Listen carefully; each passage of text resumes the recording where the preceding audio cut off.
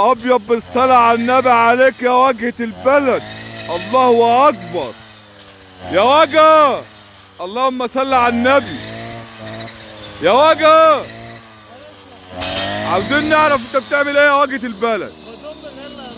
اللهم صل على النبي. يا دي اسمها ايه يا سيدي المعلمين؟ دي محشي برسيم. محشي برسيم وضمامة غل. وضمامة غلة.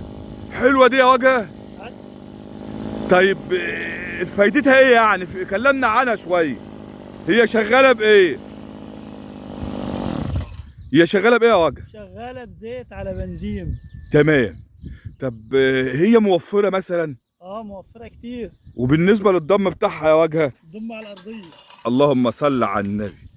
يعني طيب جايبها حلوة اهي. اللهم صل على النبي. خط زي واحدة. الجرار.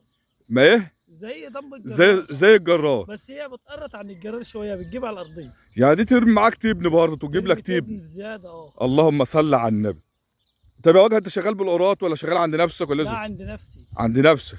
يعني انت بتشجع الفلاح اللي هو يجيبها لنفسه وكده.